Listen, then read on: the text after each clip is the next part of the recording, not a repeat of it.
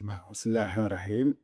Je suis encore très fier d'être chez vous, ici à Lille. Alors, vous êtes la génération des étudiants qui vont transformer la vision souveraine du pays en réalité. Alors, Nessil n'a rien fait tout seul, il l'a fait grâce à des étudiants, grâce à des jeunes ou des patriotes ou des chefs d'entreprise dévoués pour réaliser ce rêve. Alors aujourd'hui, je ne vais pas vous parler de Neo Motors ni de voitures, mais on va essayer de parler de ce que l'on peut essayer de faire ensemble. C'est-à-dire briser ce plafond de verre qui nous fait croire qu'on ne peut rien réaliser.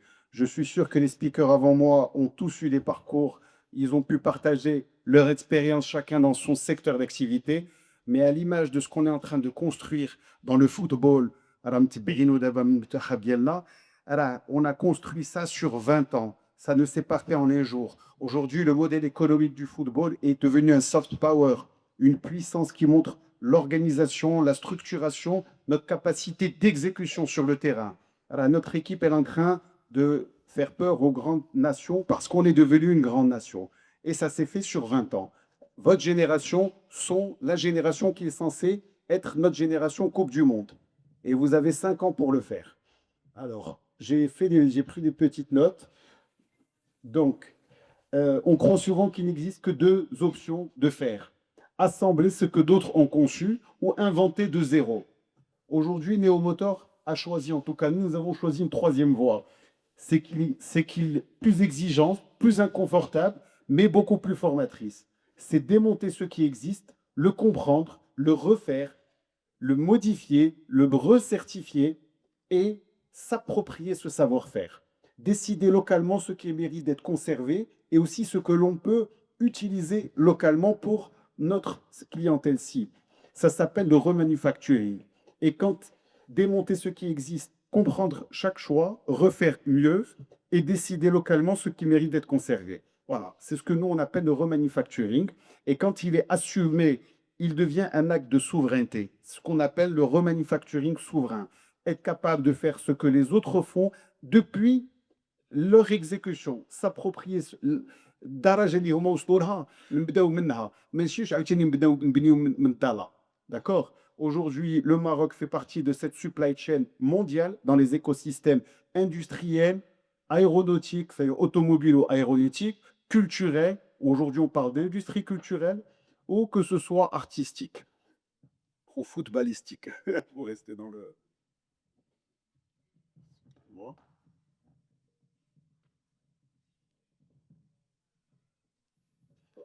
Alors, le remanufacturing comme école de souveraineté. Le remanufacturing n'est pas un raccourci, c'est une école. Une école où l'on apprend vite, où l'on échoue moins cher et où l'on cesse d'idéaliser la technologie pour enfin la comprendre.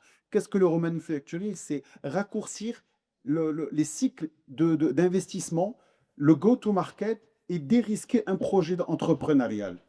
Quand vous démontez un produit, vous ne le copiez pas, vous le jugez, vous le critiquez, vous l'améliorez, vous vous l'appropriez et vous comprenez mieux ce qu'ont fait les autres. Vous jugez des choix d'ingénieurs, des arbitrages de coûts, des dépendances invisibles. Et le jour où vous êtes capable de juger, c'est que vous êtes aussi capable de décider. Donc le remanufacturing souverain, c'est le moment où un ingénieur cesse d'admirer le travail d'un autre et commence à assumer de s'approprier une technologie. Ce n'est pas refaire à l'identique, c'est choisir ce que l'on garde et ce que l'on refuse de subir. Un pays devient souverain le jour où il ose dire ça ne se fera plus comme ça, on le fera à notre manière. Et finalement, le parallèle avec l'équipe de foot, c'est qu'on n'a pas refait ce qu'ont fait les autres équipes ou les autres fédérations. Il y a une stratégie, une vision royale ديال سيدنا الله ينصرو avec une capacité d'exécution ديال سي وقجع et avec Sir Gragui ومع الفريق. وحنا الشعب شنو درنا au début on a critiqué et ils sont restés focus. Ils ont travaillé et ils nous ont montré شنو داروا en Coupe du Monde en demi-finale. Et on les a recritiqués. Ça ne nous a pas su.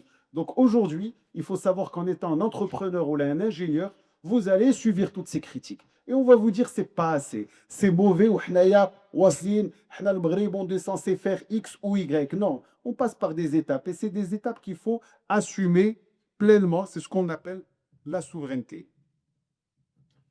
Pour avancer sur ce et rester aligné avec la thématique du jour, c'est que la souveraineté n'est pas une rupture totale, c'est une désobéissance progressive. C'est notre capacité à assimiler une technologie, se l'approprier et développer aussi.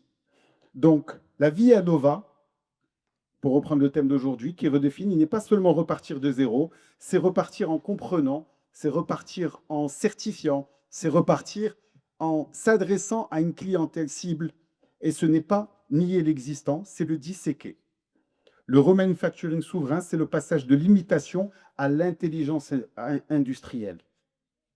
Et l'intelligence industrielle, c'est la richesse qui ne se délocalise pas. C'est celle que l'on possède, c'est notre héritage anné. Voilà.